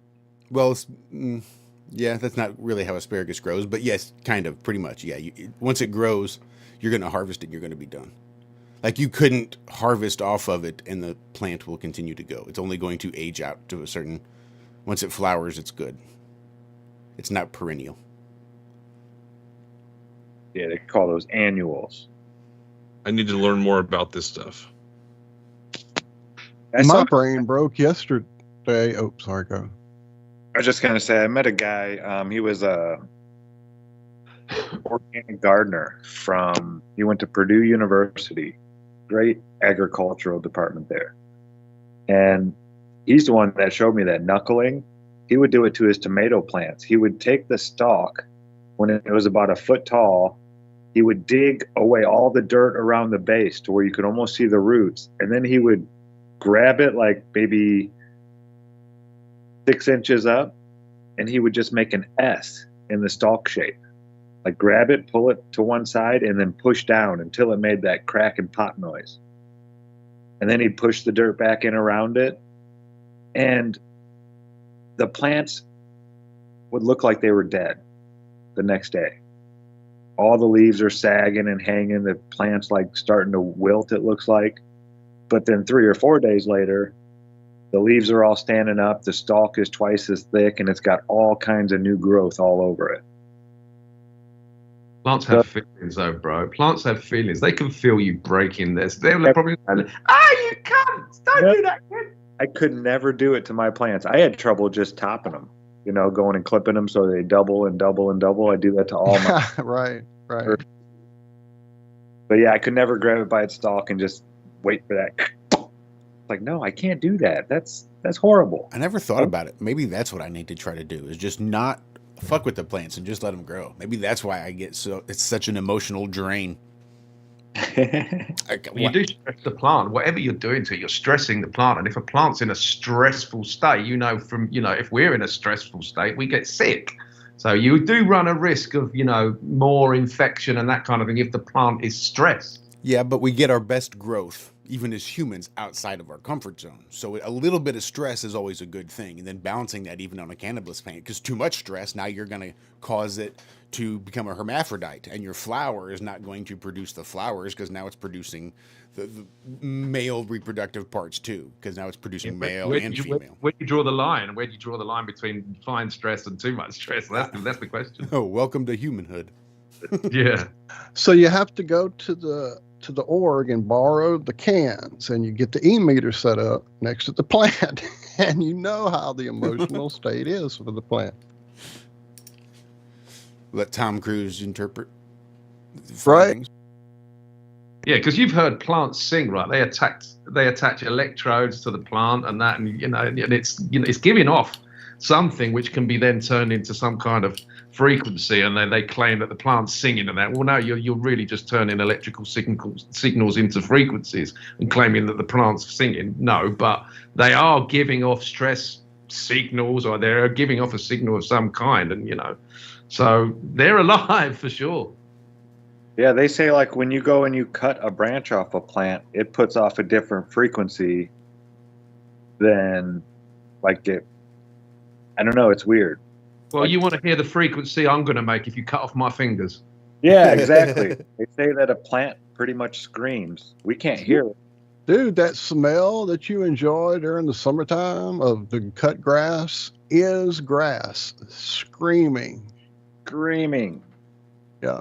Ah, look what they did to Roger. Yeah, this goes into the Dr. Emoto thing with the rice water experiment. It's the same kind of thing. Isn't that right? too nice. I've done it for twice and it those. fucking works. I promise you. The intention is the most important thing. Oh, totally. Try it. I've just been following a guy called John Goldman. He's been working with healing frequencies for like 30 years. And he tells a story in this book that I'm currently reading about. He listened to the same piece of music, an orchestral piece of music, from two different conductors. One conductor was loved and respected by all, the orchestra. And he listened to that piece of music and he had an incredible experience because of the intent of the conductor. He listened to the same piece of music with another conductor who was hated by the orchestra because he was a real stickler and he was a real slave driver and he wanted everything perfect. And none of the orchestra really liked him. So they were putting this into, they weren't really putting the right frequency into their violins or their playing. And he said he had a completely different experience listening to those two same pieces of music but with two different conductors. And he believes that sound waves are carriers for consciousness. So intent plus frequency is healing, obviously with the right intent. That's what they took out of alchemy when they made chemistry, was the intent. And there was a lot of alchemists that were pissed off. They're like, hey, this is like the main ingredient. What the hell are you people doing? Yeah, because now we have people making our medicine that don't know us. It's probably a machine, and it's just done for money to pay their bills. Exactly. It's about to say the intent is financial gain. So yeah, so you're losing all of that intention, all that power of healing, actual healing medicine. Intent is everything. It's been shown again and again, like you say, with the Moto, and now Vader Austin is showing that sort of stuff. It's everything. So you put the right intent into growing, or you put the right intent into music. It's just I'm slowly starting to learn how intention really is everything. What if sound waves, even just your voice, is a carrier of consciousness? You put the right consciousness, the right intent into it, it can be incredibly transforming. Oh, yeah. You can say, I love you to your dog, mean, and your dog's going to like cower a little bit. Like, what? What did I do wrong? And you're still saying, I love you. But you're just doing it with that different tone, that different frequency that isn't a loving frequency. And the dog picks up on that. They know. Totally. The music I'm attracted to, Alex, including your music, is music that frequency comes through in. I mean, to me, it's always been part of, when music gives you those chill bumps from head to toe. I don't think it's only because it's hitting a memory or a, nostalgia hit or none of that. I think you're truly resonating with the emotional intent or recording or has that person made that piece of art, that intent, that emotion, that frequency got put into that as well, and you're picking that up and it hits you. I'm convinced that my first album, the True Solfeggio album, now I've got a page on my website. It's called True Solfeggio Reviews, and I've been collecting over the years some of the messages that people have been sending me. I didn't ask for any feedback. I'm just like sitting there and people just send it to me through private messaging or Facebook or whatever. And I kept some of them, and I've got quite a lot of them now, and I've made a web page. And you want to see the reaction that people are having to this music. And I'm talking from a healing standpoint. I mean, we're talking about exponential growth in plants, children being calm, pets being calm, pets surrounding the CD player when the music is on. So you can't cry placebo at that point, because as far as I know, pets have no understanding or concept of placebo, neither do plants or children. And people are having, this real healing effect with this, so I'm not only believe that I'm putting it in the right frequencies or using the right frequencies, plural, like the harmonics. I think there's power in harmonics, but just the right intent, because I never set out to make money from this. I set out because I believed I was making music that is the polar opposite of what these controllers are doing, putting it in this dissonant frequency. So I'm putting love into it. I'm putting passion into it. It's actually an obsession when I make an album. I can't stop thinking about it. I lose sleep. I want it to be the best it can be. I'm putting my heart and soul into it. and I'm not an evil man, so I'm putting this good intention to it. And you want to see these reviews? I'm tapping into something that I don't fully understand. It could be, audio alchemy or something, but there's definitely something to the frequency. There's definitely something to the intent. And the more feedback I gauge from it, it's like, oh, I've got to make another one of these and another one. Hence, making the second True Soul video, which will be out in 4 weeks, ladies and gentlemen. Cheeky little. I'm gonna say it's coming, isn't it? 7/7, right? Yeah, 7/7. Can't wait to release it. I'll say this, Alex. Every single album that you've made, I've purchased, and I will say that your latest albums, I listen to before I go to bed. It helps relax me. So thank you very much, my friend. Oh no, thank you. I mean, it's unusual that people would like the whole scope of what I do, because there's a chasm between the first album and the second, and the third and the fourth. I don't want to be pigeonholed into some country artist or blues artist. Definitely, dude. That's something you definitely have escaped easily. I mean, we all got to know you as that character, and it was wonderful and funny, and it was the perfect way to introduce yourself to the world, or at least to our world anyway. And then as we've all gotten to know you, and the music has just kept coming and evolved, and we know who you are, man. Truly, you put it in there, and it's definitely being received, friend. No doubt. Thank you. No, I appreciate it. And that's what spurs me on to do more, because I'm now seeing the effect that it's having, people waking up to the idea that I'm putting into the music, or healing people, healing people with frequency, which is now a thing in my mind. So it kind of spurs me. I mean, it's the worst financial decision I've ever made in my life, because, I don't have any, or I don't have any, backing from a label or anything. And so, and people struggle to find my work as well. I believe I'm being censored quite a lot on YouTube. So it's very difficult to sell an album, but I'm not driven by that. I'm driven by the truth. I'm driven by, just making a contribution to this movement, which I love so much, and leaving behind a legacy as well, and learning more as I go, and whatever comes out. My next album could be reggae. My next, that rock album that I did was just me going through a very frustrating time in my life, and needing to get it out, right? So getting that fucking shit out. It's just basically my awakening in music form, because I'm not a talking head. I don't have a podcast. I don't do many interviews. If you want to know how I feel, I just put it into music, and that's how creative people communicate, or introverts, like I do believe I am. That's how I communicate with the world. Put it into song, and it can really, really, really change people on a level that I've never seen before. So it just really spurs me on. When you can move someone like that, when you can heal someone with, by picking up a guitar and putting the right intent and the right frequency, that's amazing. Why aren't more people doing it? Exactly, man. And look, congratulations on getting that video put back up, by the way. I meant to tell you that in a message and just got sidetracked. Yeah. The song you and Steve did that had been taken down. Yeah. You overcame the beast.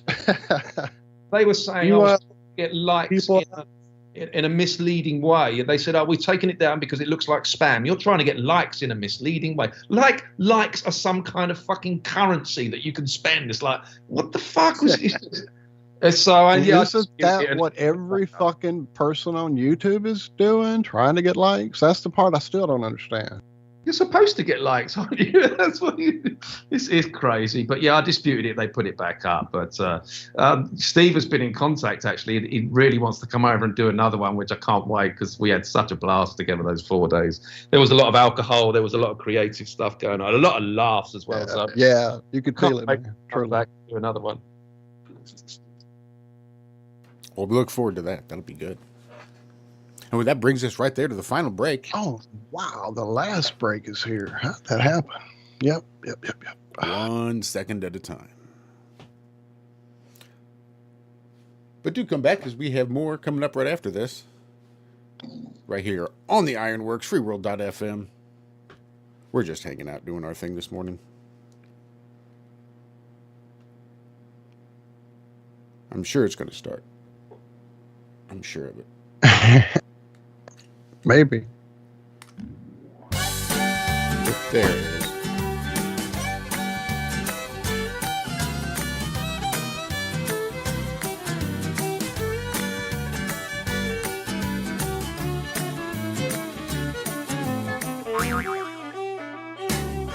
Well, let me tell you something about the space station.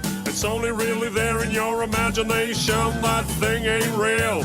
It's science fiction. It's there to feed your space addiction. Those astronauts are not in space. It's written all over their stupid face. See, I can spot a lie from 100 miles, and I can spot a fraud from the way they smile. Didn't you learn nothing from the fake moon mission? That puppet show from President Nixon. Well, listen up, they're doing it again, it seems. Check out the harnesses and green screens. I used to work a lot in film and TV. I know a bit about the television trickery to create the illusion that you're somewhere that you're not. A green screen is what you're gonna use a lot. Or if you wear a harness and attach it to the ceiling, the illusion that you're floating is what they'll be believing. All you're watching is a puppet show. Yeah, the whole world's a stage.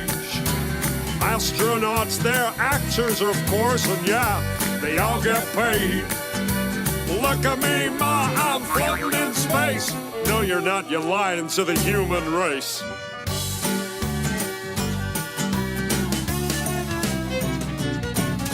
So let me tell you something about a zero-G plane. This thing flies up and then down again. Some weird stuff happens if you're on the inside. You start to float as the plane takes a dive. Simply add an actor that's trained to deceive, and you got yourself an astronaut, or so you believe. Plane flies up and that's everyone's cue. Then action, we got some deceiving to do. Plane flies down and then everyone knows to start the ISS live show. Floating in a plane with zero-G, but you only see astronauts on your TV. All you're watching is a puppet show. Yeah, the whole world's a stage. Astronauts, they're actors, of course, and yeah, they all get paid. Look at me, ma, I'm floating in space. No, you're not, you're lying to the human race.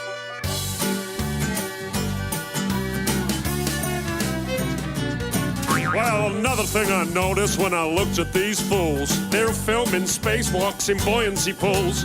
NASA's gonna tell you that it's just for training, to practice for space station maintaining. Well, I thought about that, but if that's the case, then why the hell can I see bubbles in space? Take a hard look at the next spacewalk. Tell me if you can see bubbles at all. Open your eyes, man, I'll bet you a quarter. Those spacewalks are filmed underwater. I can see space bubbles everywhere. Hey, NASA, how the hell did those get there? All you're watching is a puppet show. Yeah, the whole world's a stage.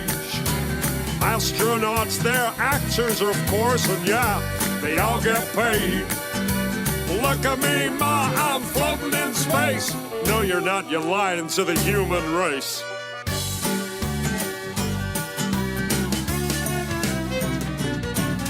So when you see an astronaut aboard the ISS, take another look at your TV set. They're pretty good at faking, so you gotta look close. Pay some attention to the way the actor floats. If you ask me, that ain't zero gravity, but Hollywood effects that I see on my TV. Take a good look at the whole damn thing. These lying bastards are just puppets on a string. It's all a big science fiction puppet show. The game's up, nassholes, cause we all know. Thanks for the show, NASA. It's been a blast. Now take your fake station and shove it up your... All you're watching is a puppet show. Yeah, the whole world's a stage. Astronauts, they're actors, of course, and yeah, they all get paid. Look at me, ma, I'm floating in space. No, you're not, you're lying to the whole human race. All you're watching is a puppet show. Yeah, the whole world's a stage. Astronauts, they're just actors, of course, and yeah, they all get paid. Look at me, ma, I'm floating in space. No, you're not, you're lying to the whole human race, man. All you're watching is a puppet show. Yeah, the whole world's a stage. Astronauts, they're actors, of course, and yeah, they all get paid. Look at me, ma, I'm floating in space. No, you're not, you're lying to the whole human race. All you're watching is a puppet show. Yeah, the whole world's a stage. Astronauts, they're just actors, of course, and yeah, they all get paid. little bit of conspiracy music guru with a puppet show. Welcome back to the IRONWORX right here on freeworld.fm. We are actually joined by conspiracy music guru as we hang out this morning. Full house, actually. There's a pile of us in here. Oh, the good old days of Flat Earth Man. My God. I know, man. I was flashing back through that whole thing. And every time I heard the little boop, I'm laughing to myself. Oh, man. Not for nothing, I hear a little bit of Flat Earth Man just begging to come out when I hear you talk, Alex. He's in there. He's in there trying to come out. It's hard not to slip into that accent that I did for I think I did it like straight for a year and shit. And I was almost tempted because people were asking me for interviews at the time, and I was almost tempted to go on and do the interviews in that voice, but I couldn't do it, because it is just a character, and I didn't want to, try and fool anyone. But yeah, man, what a crazy year, because that was my whole year. Like I kind of woke up to Flat Earth, and that was me like, holy shit, I need to put this into a music, but how am I going to put it across? Can't put it across as serious, no way. So you just have to kind of, do it as a joke. What am I going to do? Do a funny voice, and that, and then the character was born, and the rest is history. It's cool as fuck. Yeah, very cool, Brian. Very cool.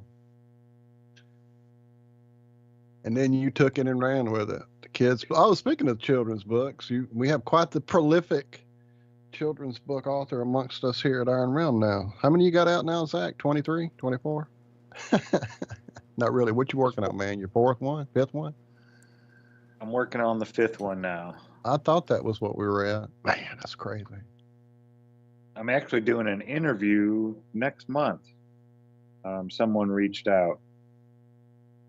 The name of the podcast.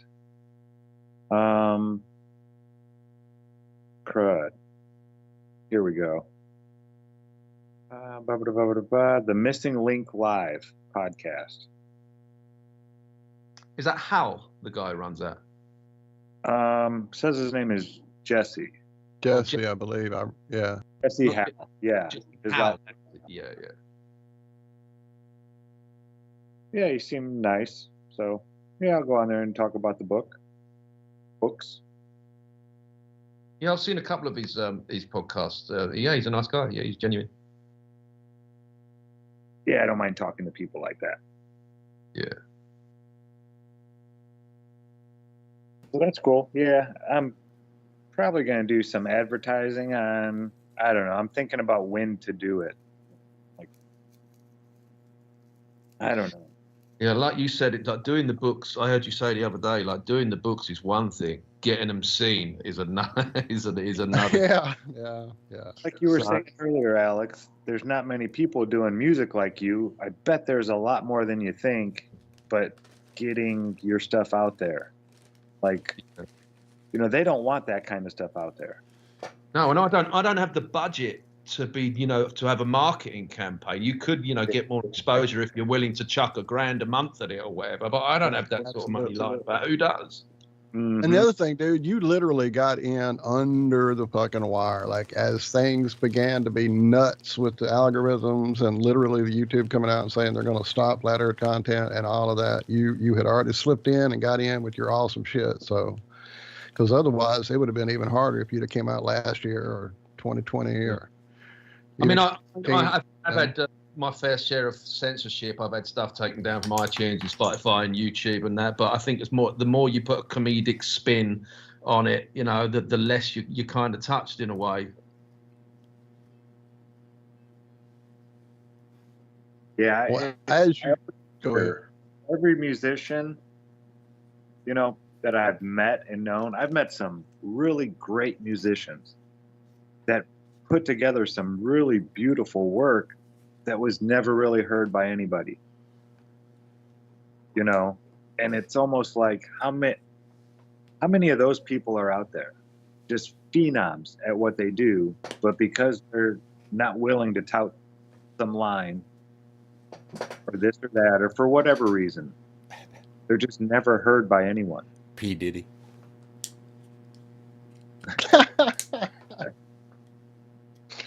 I mean, look at what the music industry is now. I don't see any talent really in the music industry, like the Cardi B's and your Madonnas, you know, shaking their ass, or Doja Cat or whatever. I don't really follow it, but it's fucking wholly demonic for sure. There's no talent. I mean, the talent really lies in the session musicians and the recording studio. But even the music that's coming out from these guys, it's just fucking utter shit. It's the bastardization of music. It's been going on for 100 years. Luckily, there are people who manage to make things happen that blow up and just take off. Like Ren with his High Ren video that came out of left field and just blew everybody away. I still get the chills watching that thing. And he'd been at it for a while. It's not like and he'd already been kicking, right? Yep. Popped onto the scene.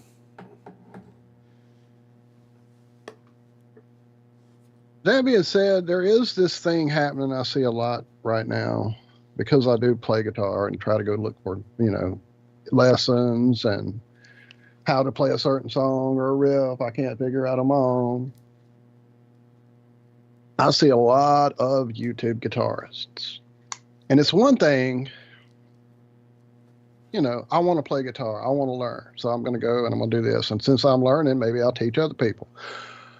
Or maybe I've been a guitar teacher and now I want to do it. Or maybe, you know, the music industry is fucking, you can't break in, blah, blah, blah. So I'm going to just teach people guitar, whatever the reason. But that has now fostered this whole generation of kids who've been sitting in their bedroom watching these videos to a metronome, to a bass on a bass track on a YouTube video, or a whole song where they've constructed on their own or whatever. But they've never set foot in front of another musician or an actual human being and played. And playing by yourself is totally different than even playing for your wife or for your friend. You get this whole different vibe and energy, and this reaction thing happens, this nervousness happens.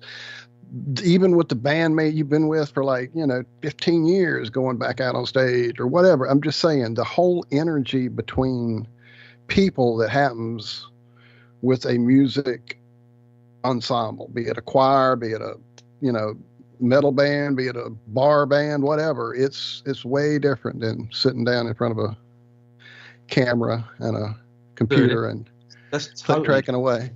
It's totally different. Like when I'm in the studio and I've got a joint and maybe a glass of brandy or something, and I'm really in that creative zone, I pick up the guitar, I'm on fire. I'm like, oh my God, I should record this. I should I'm fucking really playing well. As soon as I get the camera out, turn it on, it's like, oh, you suck. You fucker, right? As soon as I go, there's a bar down the road, right? They have live music all the time, and I'll go there and I got up on stage and I played, and I sucked. It's just like, oh, the vibe is so different. What the fuck happened between my studio? You're totally right. It's a completely different vibe, man. People are comfortable up on stage, would they still make the weird facial expressions? You know, when you're really getting into it and jamming and your eyes are closed and then you come to and your face is all distorted and you're like, whoa, I was really getting into it right there. That's if you can get into that zone on stage where you're perfectly comfortable, you're just in your zone and you're not aware that people are looking at you and judging you. I've struggled with that. When I get up on stage, I know there's people looking, and I'm like, I get into this zone where I fuck it up for myself. I get nervous, and that's why I don't do gigs. I get asked to do gigs all the time. I just say, no, I'd rather do it in my studio thing. But if you can get into that zone, like Eric Clapton once said that when he goes into a solo and he's in that zone, he said it's better than sex, better than an orgasm. It's just but to get into that zone and be just like in the music and just part of the music, part of the guitar, instead of going, oh shit, is the lighting right? Is the sound right? What if I play a wrong chord? Once you start analyzing your playing, then you're fucked. You think it's over. Yep. It's over. Yeah. It's got to feel amazing in front of crowds of tens of thousands of people.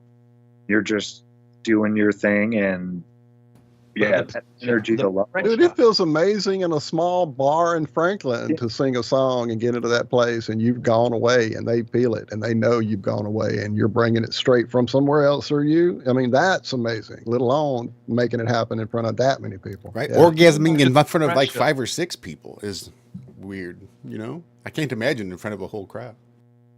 The pressure that's put on musicians to perform and to be in that zone is so high. This is why so many musicians take drugs and they're alcoholics because they're just, you know, like, show me a musician of high status that hasn't gone down the drug and alcohol route, because that pressure to get into that zone and to lose all your inhibitions, it's really hard. That's why they drink. That's why they end up with drinking drug problems. So it's I can see why they do it. I can see why they go down that road, because it's not a natural thing to stand in front of people, so many people, and get into that zone. It's been incredibly difficult for me. That's why I don't do it. But so, you know, and if I do, you know, find myself on a stage with, you know, 500 people in front of me, you can bet your ass I'm having a drink before I go on stage.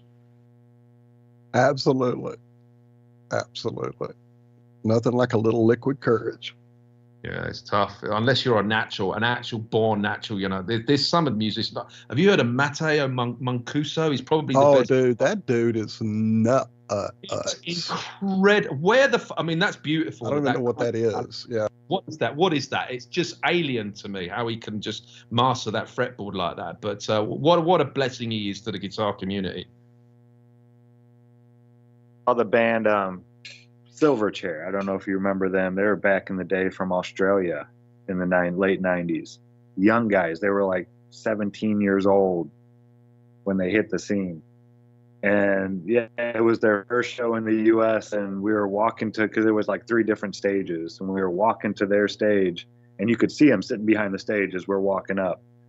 And they were all sitting there burning down and trying to get into that place. But yeah, everybody has their rituals. Hopefully it doesn't get too far beyond pot. We lost way too many great musicians to a lot of these harder drugs over the years. Speedballs don't make anybody funny. No. You're going to have a bad time.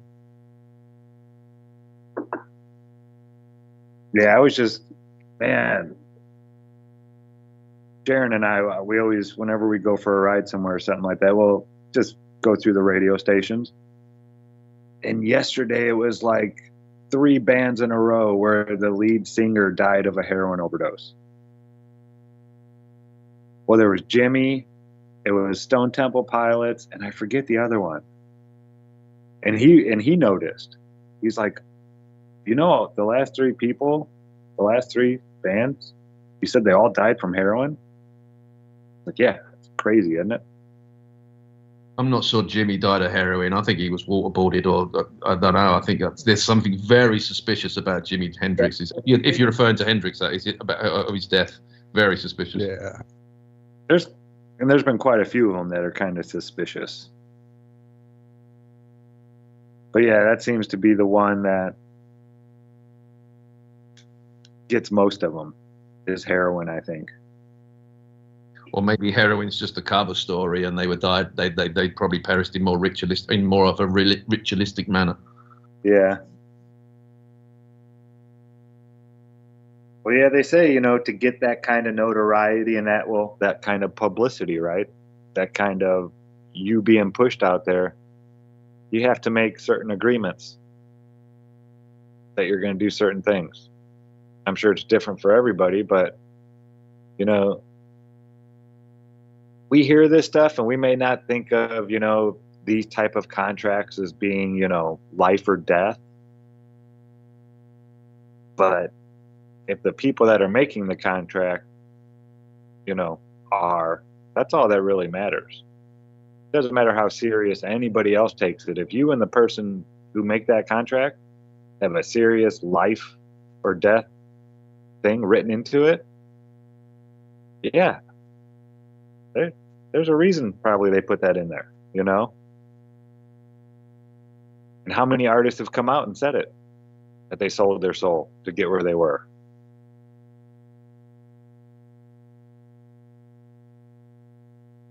Yeah, I couldn't do it. I sold my soul to the devil. Yeah, I know a guy who wrote an awesome song about that. Yeah, I do.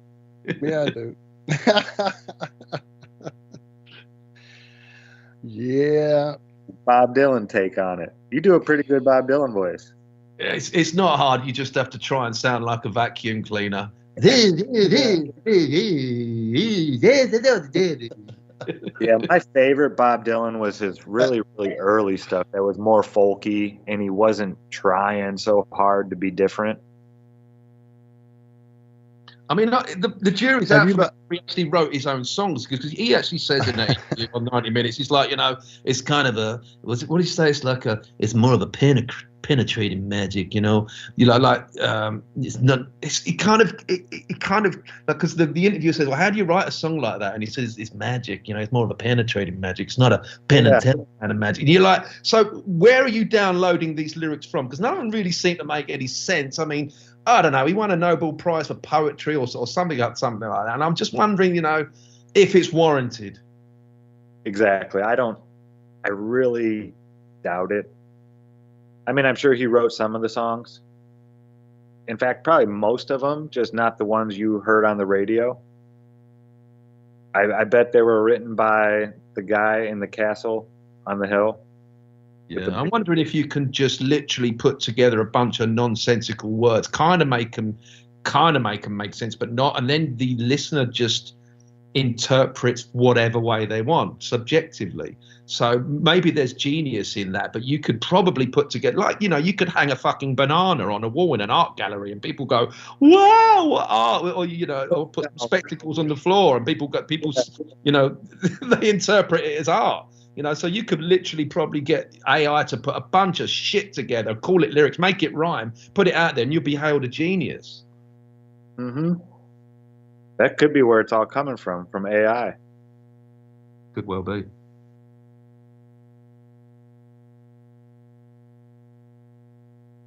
Yeah, I know. Have you by chance seen that special that's floating around, Alex, where they go back and look at the making of the song "We Are the World"?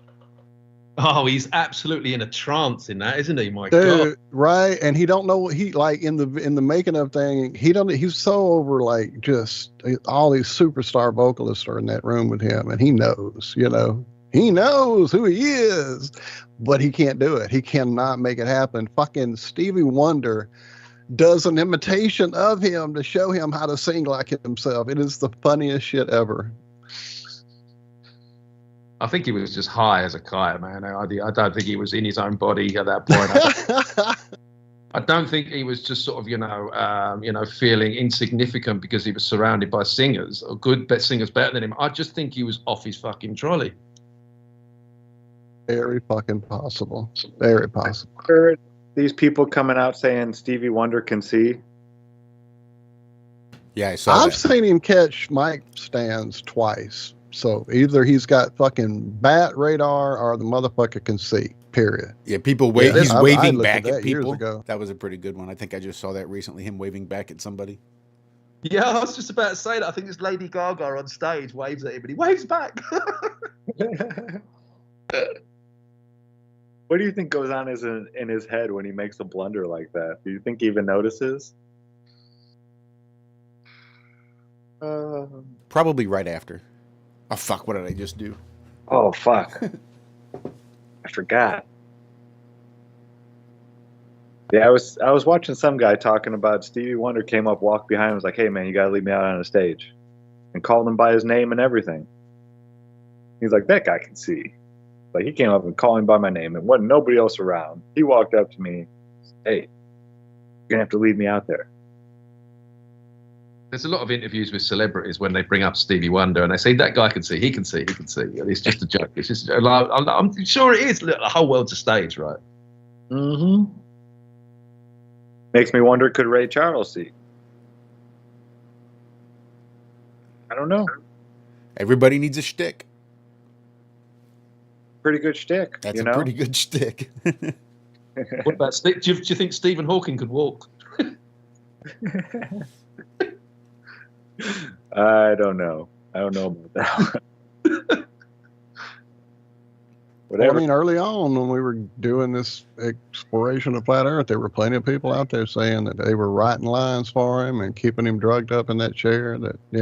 I think maybe a couple of them could. Yeah. Which one? Which Stephen? Imagine if he was being punished in some way because he went there to go against these controllers or whatever, and his punishment was to be drugged up in that chair and presented as this genius that knew everything about the cosmos. But I mean, imagine what suffering he must have been going through if that was the case. Well, on Globebusters a couple weeks ago, Jaron Someone found one of his senior thesis papers from being an astrophysicist, though, not his physicist one. That's the one I'm really interested in, because that's the one where his flat universe theory, I believe, came from.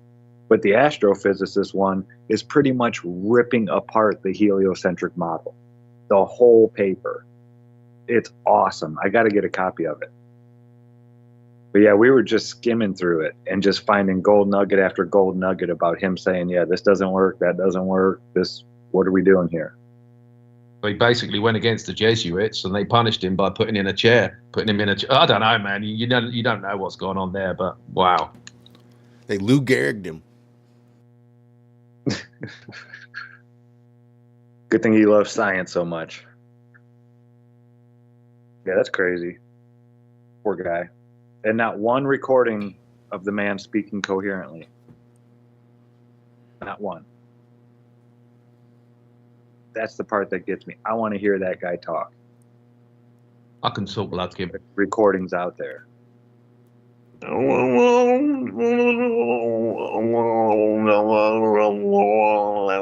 my Stephen Hawking impression. That wasn't bad, dude. That was really good. And you're talking to a connoisseur. I've heard it more than most people. Oh, we have it. Yeah, we have it on loop. Oh, you woke him up. Dude. Oh, yeah. We keep him on standby. He gets riled up every now and again. Now. Oh, that's terrible, isn't it? Yeah, we're all one-way ticket straight down. Hey, don't forget, Helen Keller had a British accent, and she was born in Alabama.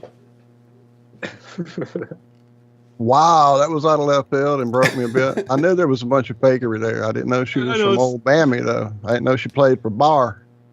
And she wrote 14 books and actually had a pilot's license, apparently. What? Think about that one. That's all I have for the night. Sure, Andrew's just going to drop the mic on the way out. Yeah. But did she write 14? Good night. 14 books with her hands? A monkey can do that. Could she write them with her eye? Not both, just one. Write a book with one eye tied behind her back? Probably not. Stephen Hawking could. All right, so who's more real, Helen Keller or Stephen Hawking? Is it more real or realer? Real is or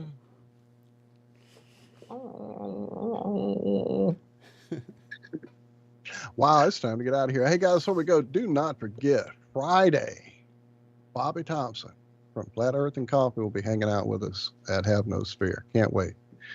Alice Michael, thank you for popping in. You as well, Andrew B. Much love. Pleasure. A pleasure. Always nice to talk to you, and keep crushing. You do the same. You're the one crushing it, man. Thank you. Love you, brother. Looking forward to 7/7. Yeah, me too. I'm just getting ready to do all the promotional stuff for it and everything. So, yeah, that's going to be great. And it's not going on Spotify or anything this time, because people are going to have to go to my website and actually pay for the music. Nice. Yeah, I'm sick of these fucking platforms that are just crushing independent musicians. So I have no faith. Yeah, man. Can't use I put a story in not long ago about it, how bad it is. It's fucking nuts. So, yeah, man. Definitely, when you want to hop back on and pop some of that up here, let us know, friend. Oh, will do. Thanks ever so much for having me on. Cheers. Anytime. Love it when you pop in. And that's going to bring us real close there, ladies and gentlemen. Yeah, thank you all. Love y'all. Absolutely. And the silent majority that were here hanging out with us, thank you guys as well. Absolutely. And those that listen after the fact. Yeah. Oh, yeah, much love to Travis and Craig, too, who have been relatively quiet this entire time. Otherwise, we'll see you back here on Friday morning for more of the IRONWORX right here, freeworld.fm. Until then, ladies and gentlemen, be good, be well. Do good and do it well. We love you. Bye-bye.